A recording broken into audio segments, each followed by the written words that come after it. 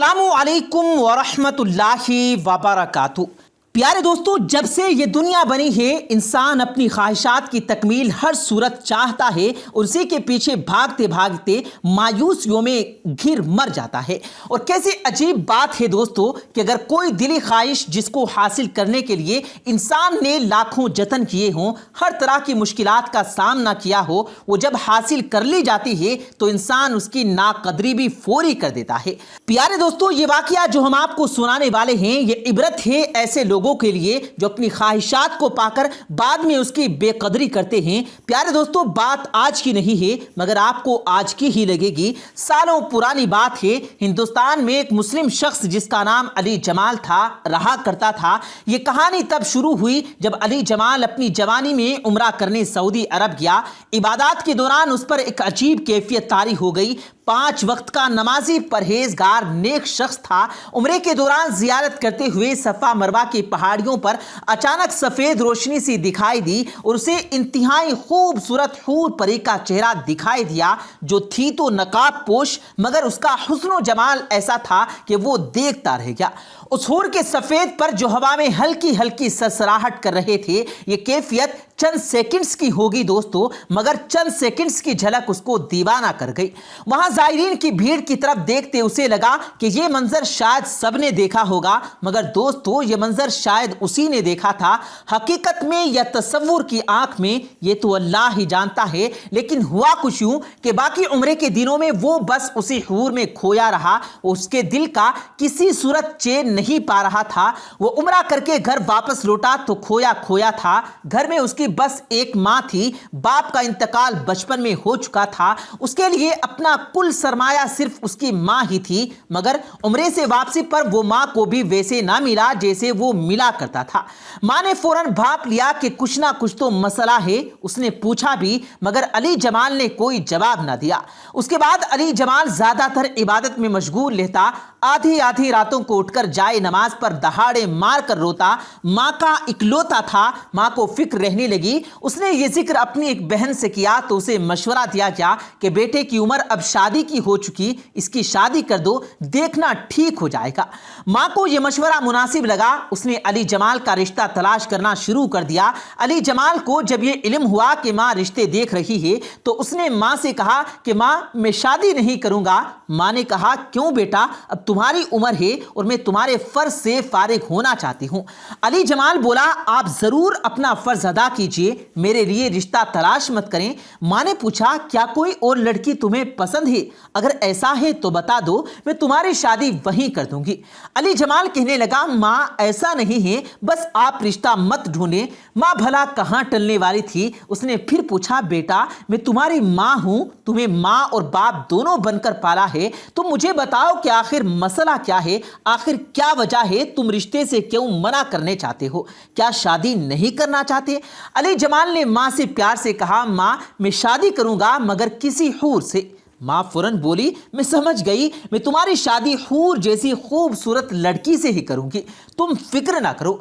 अली जमाल खामोश हो गया। अब वो माँ को क्या बताता कि वो तो सच में हूर चाह रहा है और एक सच में हूर उसकी तसव्वुर में है और वो उसके इश्क में गिरफ्तार हो चुका है। सारी सारी रात सजदे में अल्लाह तबारक व तआला से दुआ मांगता है कि अल्लाह मुझे हूर अता फरमा, वो हूर जिसने मेरा चैन और सुकून सब छीन लिया मुझे दे दे। तू तो सब चीजों पर हर शे पर कुदरत रखता है, बस मैं भी शादी उसी हूर से करना चाहता हूं जिसका तसव्वुर तूने मेरे दिल में बसा दिया है। तू मेरी दुआ कबूल फरमा ए परवरदिगार।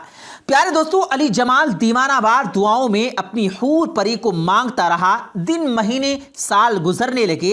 माँ ने ढेरों खूबसूरत लड़कियां ढूंढी मगर वो इनकार करता रहा। उसे कोई लड़की पसंद ना आई।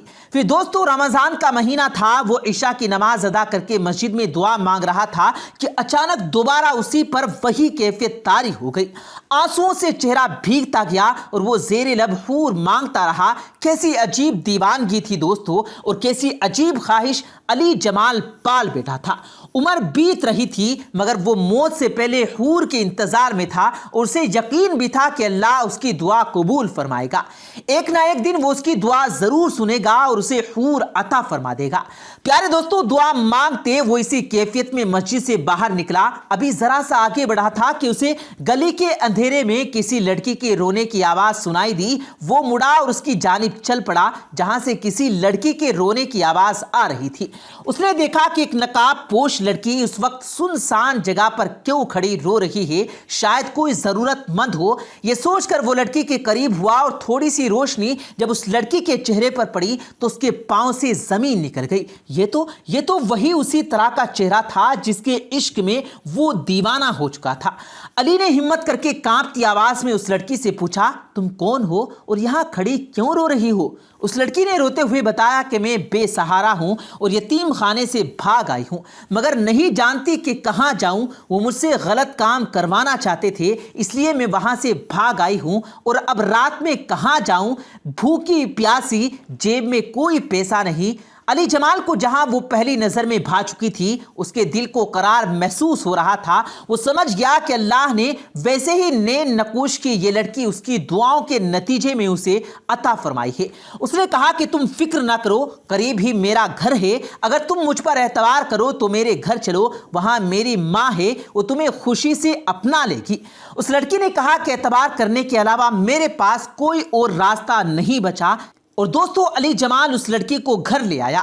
گھر لا کر اسے ماں سے ملوایا، سبب بتایا۔ ماں نے اس کو دیکھا اور کہا، بیٹی پریشان مت ہو، مجھے اپنی ماں سمجھو، یہ آج سے تمہارا گھر ہے۔ تمہارا نام کیا ہے بیٹی؟ اس لڑکی نے اپنی بڑی بڑی آنکھوں سے ماں کو دیکھا اور ایک نظر علی جمال کو اور بولی، میرا نام حریم ہے۔ علی جمال نے نقاب میں ہی اسے دیکھا تھا۔ وہ علی جمال کے سامنے ہمیشہ منہ ڈھانپ کر آتی تھی، پردے کی پابند اور 5 وقت کی نمازی نیک لڑکی تھی۔ علی جمال نے کچھ دنوں کے بعد اپنی ماں سے کہا، ماں یہ لڑکی بہت نیک اور پاک باز ہے، میں ایسی ہی حور جیسی خوبصورت نیک لڑکی اپنے خدا سے مانگتا آیا ہوں، آپ چاہیں تو میری شادی اس لڑکی سے کر دیں۔ ماں نے سنا تو بے حد خوش ہو گئی، بیٹے کا ماتھا چوما اور اللہ کا شکر ادا کیا۔ ماں نے اسی وقت حریم سے بات کی جس پر اس نے شرما کر رضامندی کا اظہار کر دیا۔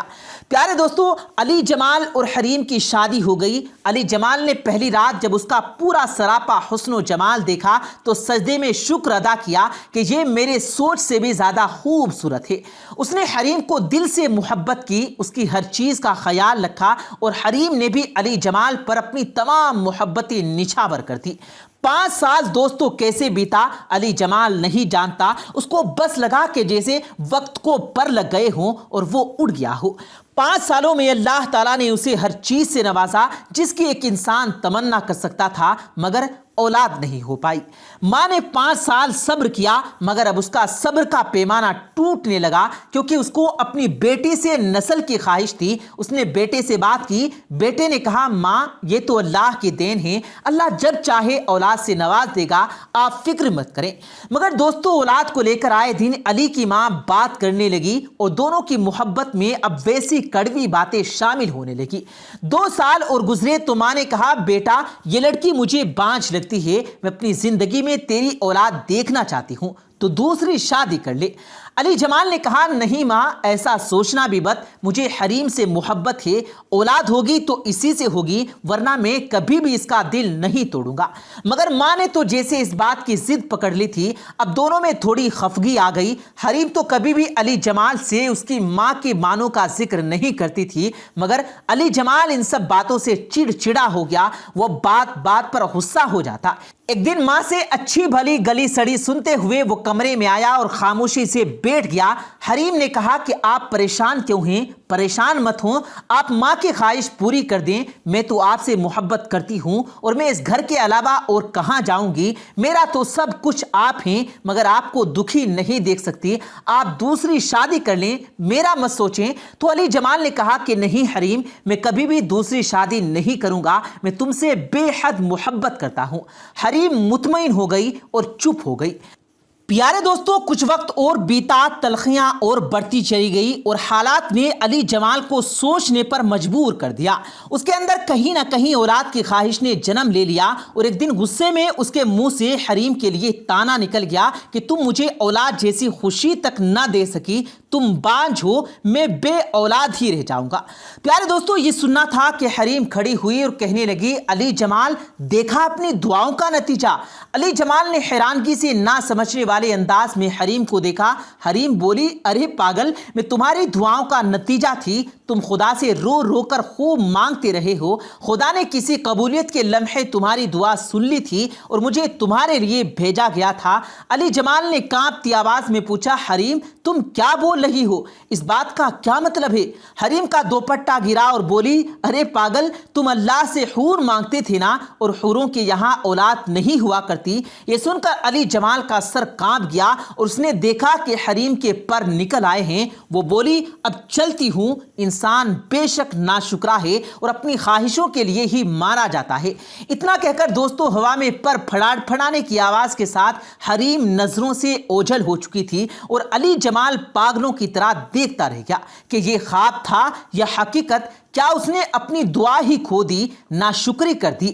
پیارے دوستوں، یقیناً یہ کہانی سن کر آپ بھی عبرت حاصل کریں گے اور سوچیں کہ ضرور کمنٹس میں اپنی رائے ضرور دیجیے گا۔ آج کی ویڈیو پسند آنے کی صورت میں اسے لائک کرتے ہوئے دوستوں کے ساتھ شیئر بھی کیجیے گا۔ جاتے جاتے کنفرم کر لیں کہ آپ نے ہمارا چینل سبسکرائب کر رکھا ہے، نہیں کیا تو ابھی سبسکرائب کریں۔ ہم ملتے ہیں پھر ایک کسی قیمتی ویڈیو کے ساتھ، تب تک کے لیے اللہ حافظ۔